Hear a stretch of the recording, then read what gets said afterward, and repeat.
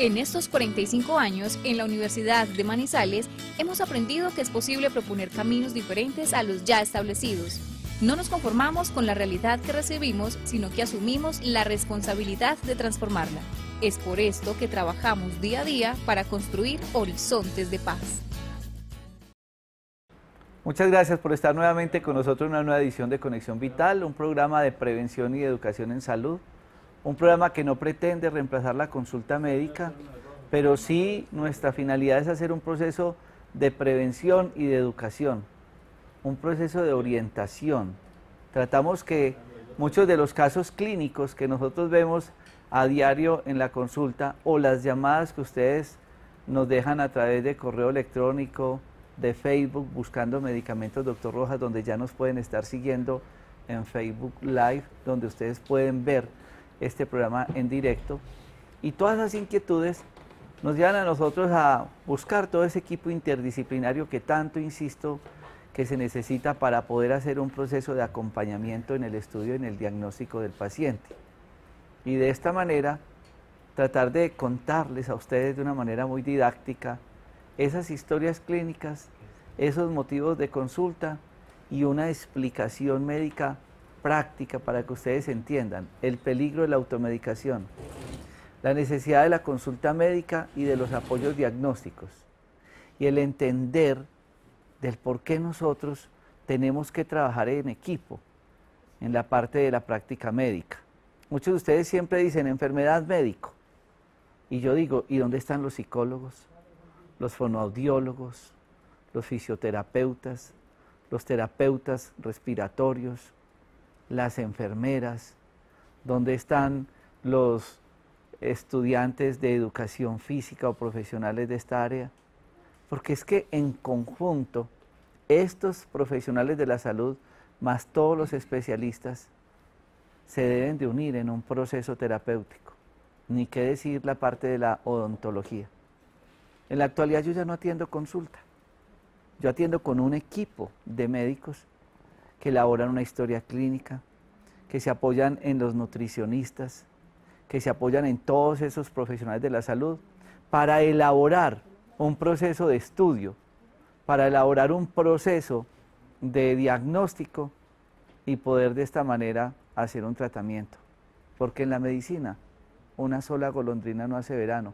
Muchos de ustedes se angustian, pero ¿por qué me lo pasan a un paciente o a otro especialista y demás? Y hoy voy a compartirles una historia clínica. Y yo quiero agradecerle a una niña muy linda que llegó a consulta, a Helen, y llegó por un proceso clínico que atendió el doctor Andrés Felipe Rosas y el doctor Germán Ruiz Bolívar. Y como les cuento, en ronda lo analizamos, y gracias a esa historia de acompañamiento que nos hacían sus papás, Luis Fernando y Sandra Gutiérrez, quienes nos acompañan hoy, pues terminamos por tomar la decisión de estar hoy acá con todos ustedes y entender por qué nos tuvimos que apoyar en la parte de la psicoterapia como ayuda terapéutica a estos pacientes que llegan a una consulta médica. Doctor Germán Ruiz Bolívar, doctor Eduardo Henao Ceballos, muchas gracias por estar con nosotros. Es un placer.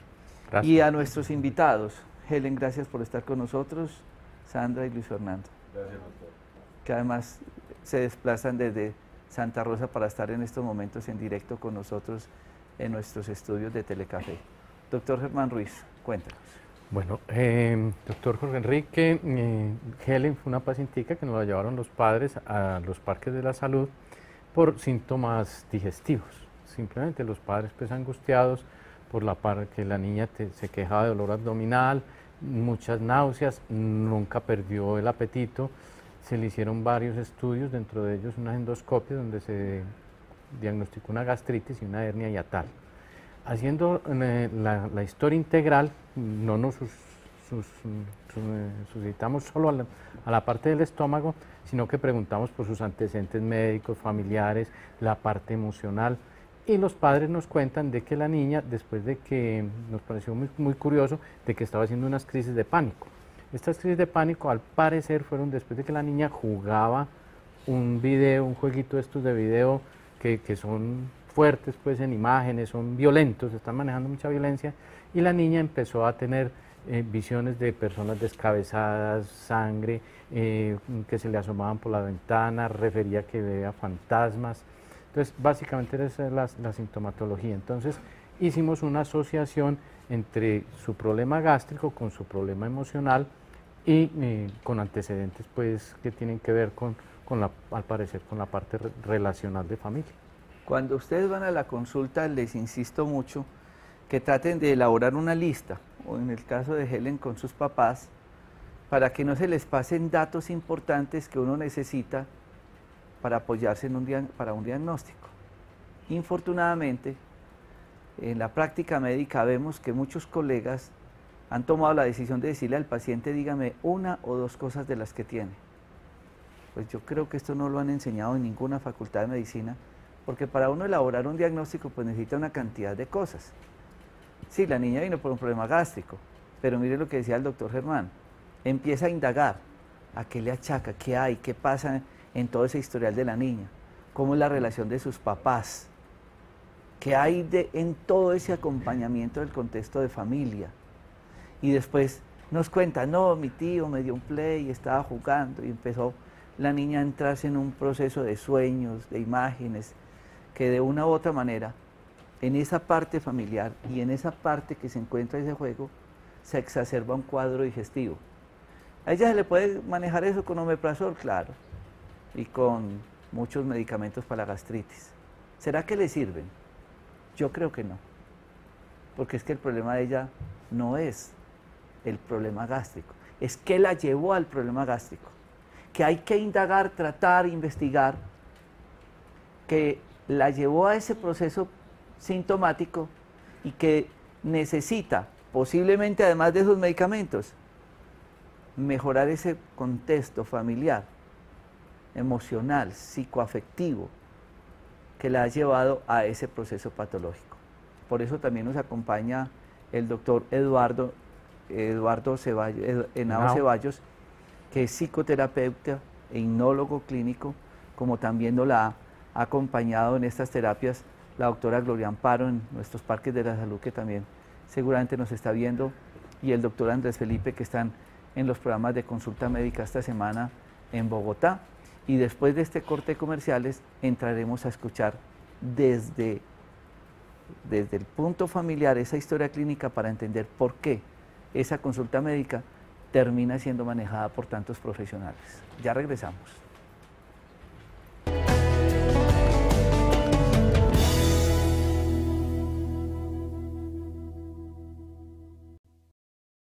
Vamos a escuchar esas historias clínicas, que yo además agradezco a los pacientes que quieren compartirles a todos ustedes esas situaciones que, como comentábamos ahora, pueden ser el caso de muchos niños, de muchos pacientes o inclusive de adultos que están pasando por esta situación y creen que de pronto solos o de pronto se quedan esperando que el proceso desaparezca, y los procesos continúan y dejan muchas secuelas, y es más difícil para los especialistas tratar este tipo de problema.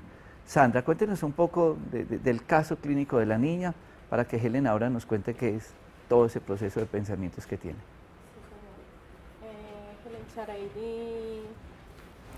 Helen Charaidi empezó desde el 1 de mayo. Sí. Helen Charaidi empezó desde el 1 de mayo con constantes dolores abdominales, y yo llevándola muchas veces al médico y siempre con muchos calmantes, pero volvía al dolor, siempre estaba hospitalizada diario, día y por medio, cada 2 días. La han visto muchos médicos, especialistas, de parte del seguro, particulares y todo, y siempre ella mejora un día, 2 días, pero los dolores vuelven otra vez. ¿Qué diagnóstico y qué estudios le hicieron?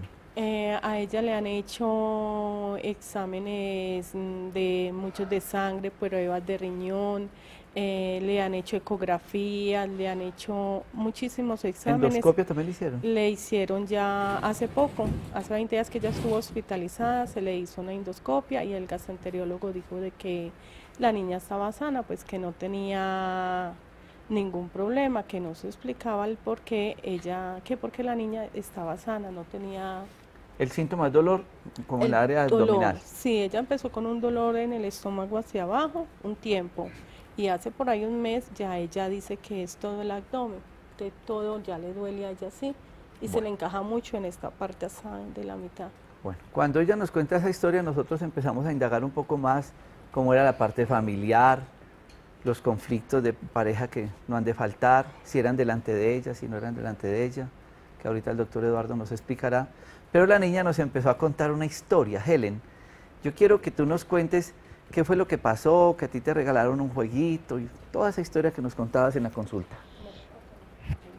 Bueno, empezó que yo, como mi mamá les dijo, primero fue hacia abajo, luego se me subió hacia arriba, pero ahora es todo el estómago. Y mi tío Hans, que me mandó ese play, ahí tenía unas películas muy duras que eran de pistolas, de zombies, de una película que se llamaba GTA V, y entonces eso ahí aparecía muchas cosas. Entonces ahí me dio el dolor desde el 1 de mayo. ¿Y qué pasó? Que empezaste a soñar con esas películas. ¿Qué fueron esos sueños? ¿Qué veías?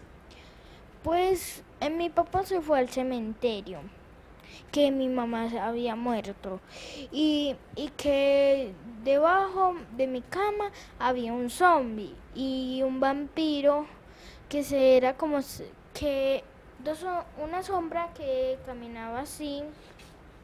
Entonces a mí me dio como miedo y ahí mismo un vampiro se me vino. Entonces eso me despertó. Cuando tú estabas jugando con tus amiguitos, ¿qué era lo que veías en las ventanas?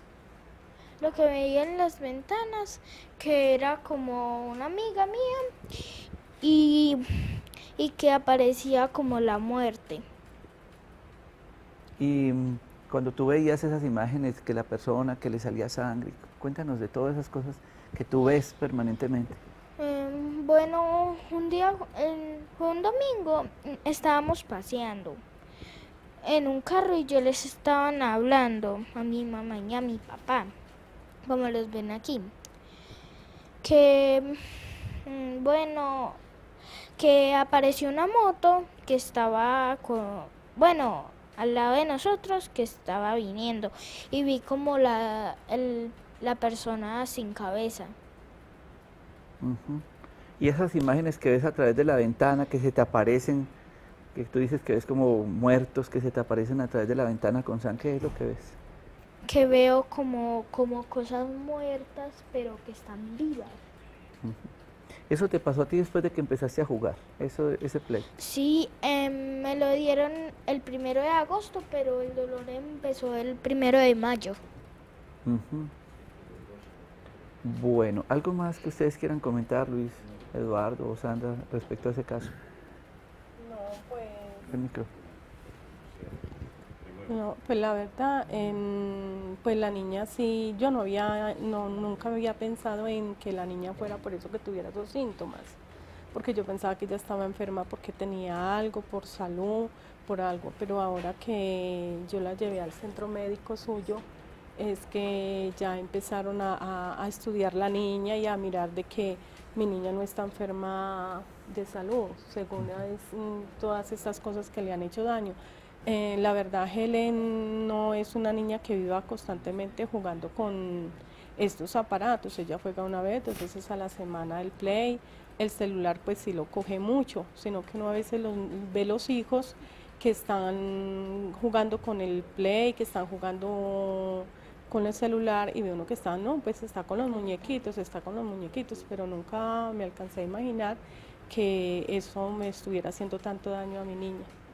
Doctor Eduardo Nao Ceballos, usted es psicólogo, hipnólogo clínico, y nos hemos apoyado también en un equipo de psicoterapeutas que nos apoyan en nuestro Parque de la Salud.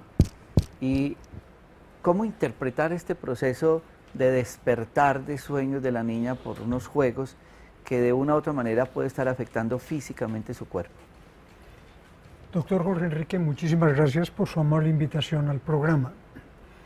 La personalidad de todo ser humano es producto de herencia por medio ambiente. O sea, uno nace con ciertas capacidades, ciertas predisposiciones, ciertos niveles de sensibilidad. El entorno influye mucho sobre la persona. Hay impresiones demasiado fuertes, se denominan improntas o troquelado.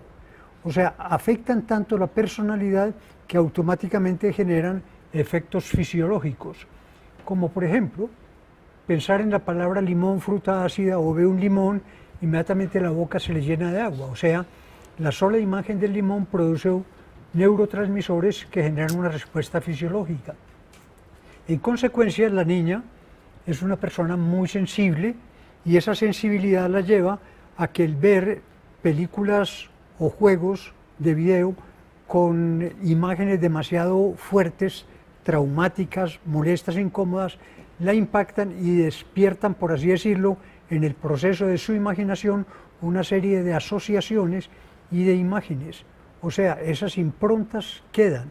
La personalidad se edifica y se estructura a base de improntas, a base de impresiones, sobre todo en los primeros 7 años de vida. No son los consejos, no son las cosas que se dicen, sino las imágenes que los niños reciben en el entorno familiar y escolar, lo que estructura su personalidad. Eso nos permite en la actualidad darnos cuenta de que esas impresiones que la persona ha recibido se pueden, por medio de hipnoalfa, o sea, una terapia con movimiento ocular, de desensibilizar esos recuerdos, y si esos recuerdos generaron esos comportamientos, esos síntomas, esas alteraciones en el organismo, eso automáticamente desconecta. Tenemos en la línea de Bogotá al doctor Andrés Felipe Rosas, que es especialista en medicina biológica y medicina china, que hizo parte del análisis de la historia clínica de Helen. Conectémonos con Bogotá, vamos a pasar un poco estos cortes de comerciales para que él nos dé su concepto. Doctor Andrés Felipe, muchas gracias y gracias por el apoyo que nos brinda también en la consulta en Bogotá este fin de semana. Adelante. Muchísimas gracias, doctor. Muy buenas noches a todos los televidentes. Y recordar que, aportando a lo que nos dice el doctor, dentro de los primeros 7 años de vida, los niños, desde la imagen de su mamá, comienzan a ganar algo que se llama la identidad. Y desde la parte de su papá comienzan a ganar algo que es la seguridad. Entonces es entender que no es solamente una gastritis, que no es solamente un dolor en el estómago, sino que hay detrás.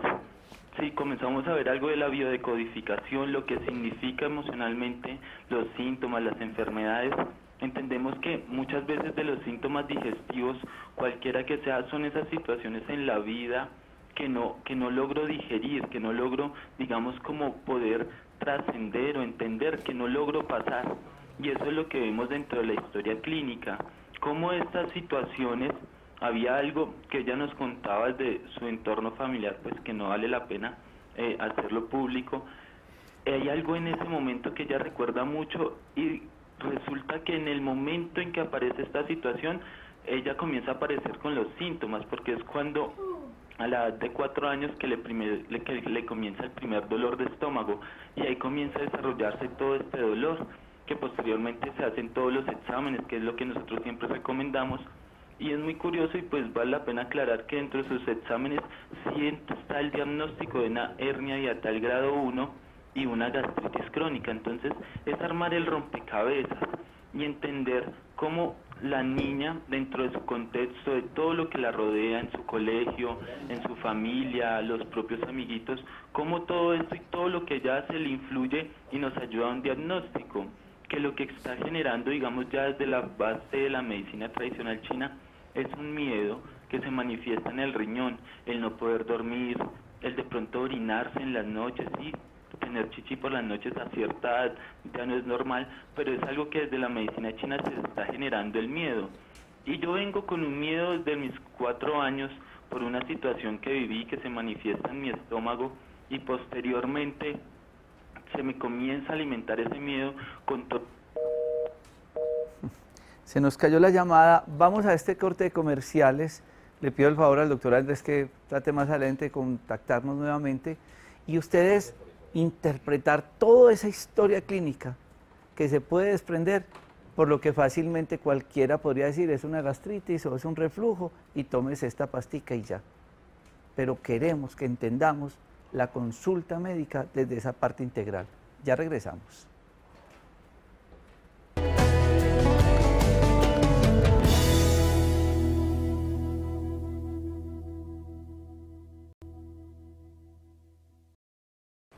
Hay una cosa muy importante que yo quisiera que la gente tuviera muy presente, y es un dicho: un hombre se demora 20 años para hacer una cosa de la noche a la mañana. Porque muchas personas dicen, no, me enfermé, tengo X problema. Pero cuando uno hace esa historia clínica que hablaba ahora el doctor Germán Ruiz, y uno empieza a buscar y a buscar y a buscar, uno dice, no, ya no se enfermó ahora, ya manifestó ahora lo que hay atrás. En la práctica de la psicoterapia, doctor Eduardo Henao, uno empieza a acumular cosas, recuerdos y demás. Pueden haber detonantes que recoja todo de uno y el paciente manifieste ciertos cambios, como la niña que de momento dice, es que yo, como dice la mamá, es que la niña tuvo el juego muy pocos días, pero eso le desencadenó una serie de situaciones que la lleva ahora a estar viendo esas imágenes. Puede haber cosas del pasado que también se acumularon y sean causas de todo lo que está sintiendo ahora. Doctor Jorge Enrique, es normal, como se dice en la filosofía popular, que hay una gotica que rebasa el vaso y ya empieza a derramarse. Las impresiones que el ser humano tiene desde el momento del nacimiento, cuando están cargadas de energía negativa, generan esas improntas, o sea, generan una impresión que modifica la forma de pensar y la forma de sentir. Como el niño es una persona indefensa, lo único que hace es ver esas imágenes, se impactan, alteran su sistema nervioso, le generan un desequilibrio, por así decirlo, en su interioridad y le generan, por así, en una forma clara, una actitud predisponente a que en un momento determinado, un hecho a veces que no tiene nada que ver con el entorno familiar, puede actuar como elemento desencadenante, ¿sí? Entonces, lo que hay que tener en cuenta no es que haya que olvidar, ¿sí? Porque olvidar es una forma de reprimir y la imagen se reprime, pero la imagen va cargada con una respuesta emocional, con un sentimiento. Y si ese sentimiento es negativo, va a producir reverberaciones que al llegar a la parte consciente se transforman en síntomas. Lo importante en este momento es tratar de desensibilizar esos recuerdos. Cuando se desensibilizan, comienzan a sumergirse en el pasado, en el olvido, pero los cambios comportamentales que generaron también se desconectan. Doctor Germán Ruiz, cuando atendemos pacientes, la consulta, lo que todos van a la parte de la medicina, es buscando un tratamiento para un síntoma o una enfermedad. Pero lo que sí hemos visto es que muchas de ellas se complican, se exacerban cuando las personas tienen situaciones de tipo emocional. ¿Qué hacer en esos casos? ¿Qué es lo que estamos encontrando en la consulta, en el interrogatorio del paciente ante esas situaciones psicoemocionales y afectivas? Doctor Juan Enrique, y los televidentes de nosotros nos interesa mucho esa parte, porque el síntoma que por lo que consulta generalmente es la gota que está rebosando la copa. Pero detrás de eso hay una sintomatología, casi siempre es de tipo emocional, entonces nosotros indagamos mucho en eso y de allí de la consulta diferimos si el abordaje es o lo hacemos en conjunto con la terapia neural, con la acupuntura o lo remitimos a especialistas. En este caso, pues con Helen vimos que era pertinente hacia una consulta psicológica. De hecho, también le hicimos pues tratamiento con terapia neural y con acupuntura, como nos estaba hablando el doctor Andrés Felipe, haciendo ese abordaje desde la medicina tradicional china. Entonces, hacemos una simbiosis, hacemos un conglomerado de una terapia integral para el paciente, buscando siempre el beneficio, pues que es lo mejor para cada persona. Es muy importante que todos ustedes traten de atar cabos cuando tengan algún síntoma. Lo que yo insisto, ¿a qué le achacan? ¿Qué hay detrás de ese síntoma o de esa enfermedad? ¿Por qué se empeoró la diabetes? ¿Por qué tuvo la crisis hipertensiva? ¿Por qué se le aumentó el dolor? Porque uno pensaría, y le hago esa pregunta a Sandra, Sandra, cuando la niña tiene esos pensamientos y esos recuerdos, ¿el dolor abdominal es igual o empeora?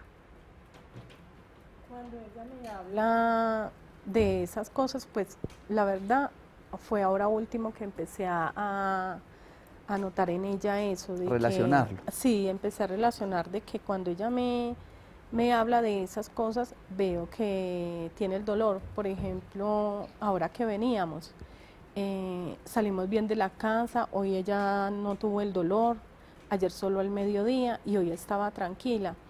Cuando veníamos ahora en el carro, ella venía bien y luego empezó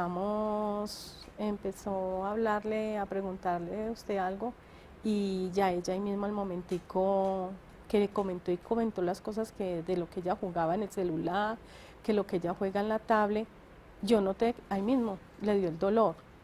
Entonces yo le dije, mami, es que tú ya no tienes dolor, tú no estás enferma. Entonces, no, ella era, ay, mamá, mamá, mamá, y era con el dolor y con el dolor. Yo le di el medicamento que venía ahí en el carro, pero he notado eso, pero ya es ahora último que veo que ella cuando me habla de esas cosas, si está tranquila o está haciendo algo, le da el dolor. Decía Sandra ahora que veníamos para el programa algo que es de reflexión, y decía a los papás, ¿sabrán los papás qué están haciendo sus hijos en este momento? ¿Qué será lo que están jugando o qué será lo que están buscando? Cómo ella cae en estos juegos y se despierta una cantidad de imágenes, de sueños, de pesadillas, de angustias que terminan desencadenando un problema como este. Qué bueno que esta sea una reflexión para todos ustedes. Vamos a este corte comerciales.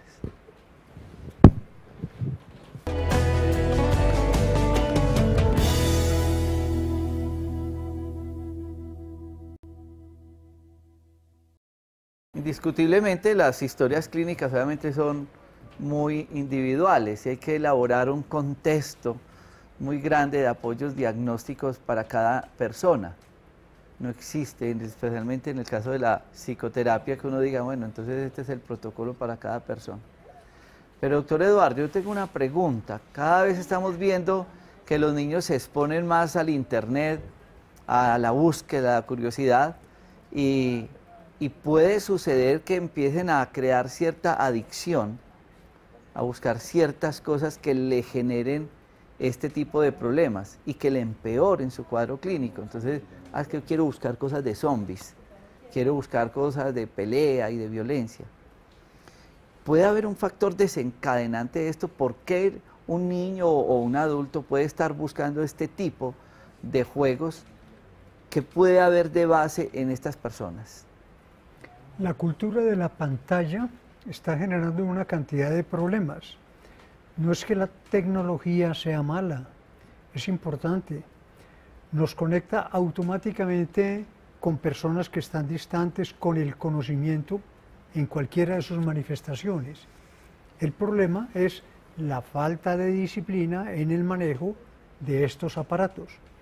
Uno ve a las personas permanentemente a toda hora con la tablet o con el celular para papá, en la calle, en cualquier lugar. Están la pareja reunida y están permanentemente, o sea, está creando una serie de problemas muy grandes esta cultura de la pantalla. Está generando muchísima soledad, está generando estados depresivos, está generando angustia, y en personas menores este tipo de acceso a esa información, cuando tiene esa connotación de ser demasiado pesada, lúgubre, trágica o llena de miedo, generalmente en una persona sensible despierta, por así decirlo, una cantidad de síntomas que, como no se pueden expresar emocionalmente, esa carga emocional busca el órgano más sensible o más débil para manifestarse. De allí que encontramos que la resonancia de los conflictos emocionales es la pared gástrica. Esto nos quiere decir que no solamente son esos elementos, sino factores que se ventilan dentro del entorno familiar los que pueden actuar como elementos desencadenantes. Con frecuencia vemos que cada vez están entreteniendo más a los niños con este tipo de de juegos.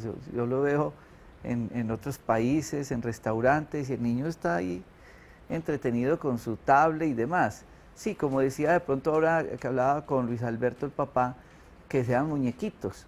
Y él le decía a la niña, amor, pero mira juegos distintos, porque la niña me decía, no, yo vi un jueguito que la casa tenía vida y que la casa se comía a la gente, ¿cierto? ¿Cómo era ese jueguito que tenías, Helen? No era un juego, era una película. Ajá. Entonces en esta película había 3 niños que ahí estaban investigando a un señor que se llama Nevercracker. Entonces, cuando llegó Halloween, que todos odiaron, bueno, un niño odió eso. Entonces dijo que ya casi es un adolescente, que ya casi es un adulto. Entonces, pues, luego investigaron por toda la noche y entonces llegó una niña que iba a investigar con ellos. Entonces ella se iba a investigar la casa. Sí, pero pero ella todavía no sabía que la casa estaba embrujada. O sea, los niños estaban viendo por un telescopio. Entonces vieron a la niña. Y luego la niña paseaba ahí por la casa y luego cuando se iba a ir, que los pisos se levantaron. Entonces... Helen, ¿y tú qué sentías cuando veías eso? Que la casa se movía, que los pisos se levantaban. Sentí como miedo, como unas cosas fuertes. ¿Y te trajo algún recuerdo? ¿Te acordaste de pronto de esos juegos que habías hecho antes? Esa casa No. no. Doctor... Pero tiene un final que se muere. Ok. Doctor Germán. Sí, en cuanto a lo que decía el doctor Eduardo, en cuanto a la calidad de las imágenes, que nos genera algo, pero viene algo adicional en estos aparatos y es la contaminación electromagnética. Las pantallas, para poderlos nosotros ver, trabajan con luz, el espectro de la luz blanca completamente, que se desprenden todos los colores. Nosotros vemos una luz blanca, pero a través de un prisma podemos descomponerla en varios colores. Todos esos colores están llegando a la retina y están haciendo un estímulo permanente. Entonces, entre más horas estemos en el jueguito con las pantallas, va a haber un estímulo a través de la retina a nuestro cerebro. Y entonces estamos viendo muchos problemas de comportamiento por esta causa, que es la contaminación electromagnética. Problemas de sueño, problemas de ansiedad, problemas comportamentales. Convulsiones hemos tenido en pacientes. Entonces la recomendación es utilizar la tecnología, pero con moderación. Y lo que siempre hemos dicho, el polo a tierra, tratar de descargar esa radiación estática que nos produce y descansar la parte visual. Una de las recomendaciones es mirar al firmamento, mirar al azul o al verde. ¿Algún comentario, doctor Eduardo? No, simplemente que, como decía el doctor, es bueno a veces disciplinar un poquito el uso de la tecnología, porque se está retardando el desarrollo de la motricidad gruesa, la motricidad fina. Es realmente preocupante ver un niño de 1 o 2 añitos con una tablet así. Cuando en nuestra época jugábamos con barro, con un balón, con una pelota, ¿sí? Teníamos más actividad física. Hoy yo no sé el resultado de esta tecnología que nos va a deparar en el día de mañana. Doctor Eduardo, yo he visto que se ha cambiado la letra en los muchachos, ya no hay letras bonitas. Sí, lamentablemente eso, y la comunicación se está fallando, también la gente no emplea palabras porque vienen los famosos iconos, las caritas, entonces ya se mandan ni siquiera palabras, sino que se mandan son imágenes, figuritas.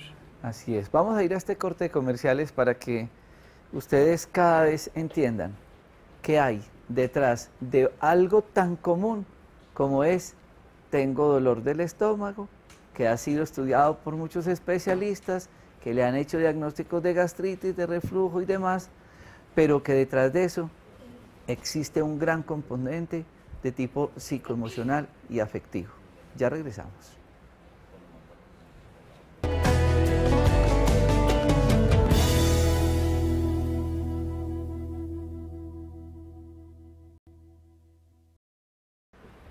Y ustedes dirán, ¿y el silencio del papá? Y en este corte de comerciales, él ha elaborado una opinión muy interesante, muy bonita, para que todos ustedes la tengan muy presente. Luis Alberto, ¿cuál es la reflexión? ¿Qué es lo que usted está concluyendo de todo este programa hoy y de la historia de Helen, su hija? Bueno, mi hija me preocupa mucho la sintomatología que estaba manejando, pero gracias a un creador se está buscando la solución.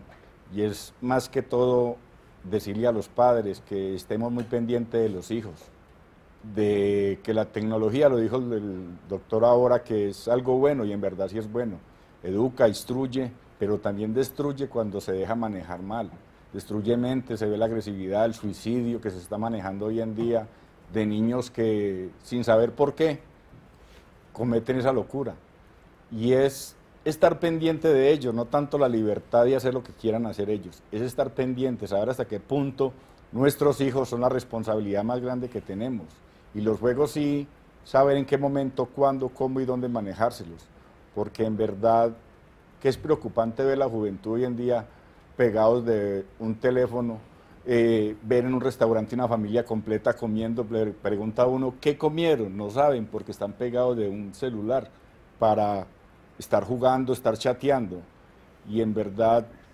busquemos la solución a la problemática, y es la medicina, es el médico se encarga de decirnos y enrutarnos en el problema, pero es en verdad preocupante cómo la juventud hoy en día, por culpa de la tecnología mal manejada, se está perdiendo y son muchos los casos que se ven, y es decirle a los padres, preocúpense por sus hijos, para que no pasen las situaciones que nosotros podemos llegar a pasar. Llama la atención ver que estos niños vienen como con el microchip ya y manejan con una facilidad todos estos aparatos, porque hablando con Sandra uno dice, sí, Sandra le dice a la niña, bueno, haga estos juegos, pero cuando de pronto Sandra va y le dice que está viendo, la niña dice, o ella mira, el internet es peligroso, cosas como esas. Hablamos un poco de lo que se pueden encontrar los niños, porque más usted que es como mamá, usted dice, ¿y qué es lo que un niño se encuentra en internet que termina buscando y jugando con todas estas imágenes? Sí, la verdad, yo siempre la veía ella jugando, pero nunca, yo la veo que ella juega con muñequitos, yo nunca veo que ella está haciendo nada violento, ni que está haciendo nada agresivo, ni nada. Pero la verdad no sabía que la niña estaba llegando a jugar cosas así. Helen, ¿tú no volviste a jugar con el jueguito que te dio tu tío? El de los Play. ¿El Play? GTA V. Sí. Yo no he jugado más Play. Ya no.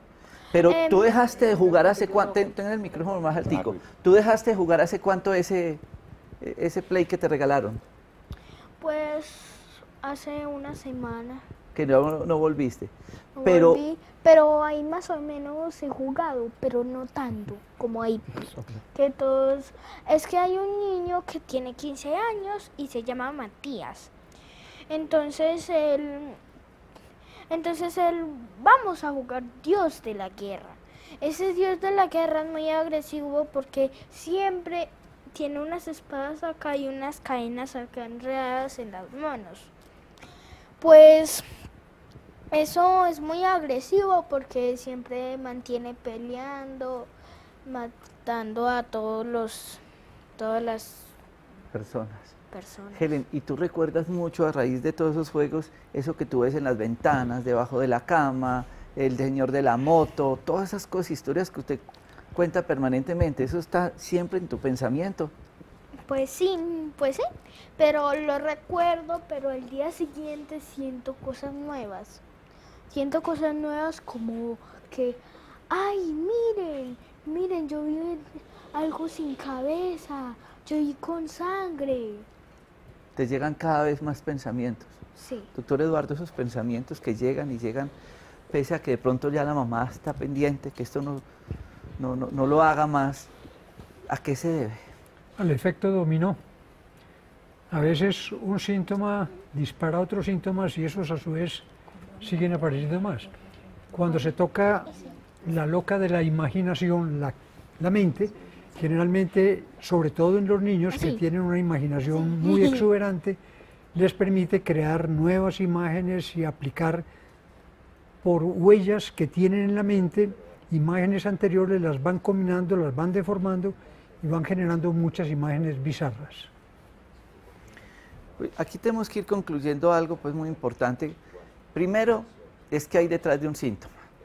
Y así como fue la historia de Helen, todos los días lo vemos, doctor Germán, cuando estamos el equipo médico evaluando casos clínicos, por qué se empeoró la diabetes, tuvo una pérdida de un ser querido, por qué la crisis hipertensiva, me echaron del sueldo, del puesto. Y son historias que, si bien es cierto, le pegan a esto que es la carne, tienen un componente que es el alma, la parte afectiva.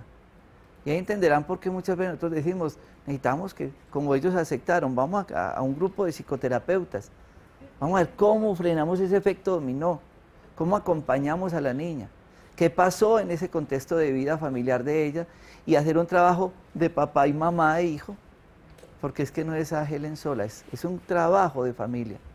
Y de esta manera uno empezar a hacer un proceso de descodificación, un proceso de nueva búsqueda de terapias en el caso de Helen, porque afortunadamente los papás están ahí.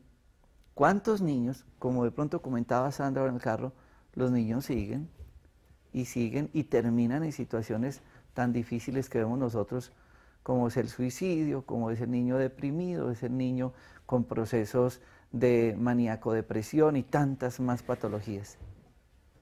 Tenemos que estar mucho más pendientes, como lo decía Luis Eduardo. Tenemos que hacer un alto en el camino, porque se nos vienen problemas muy graves de salud.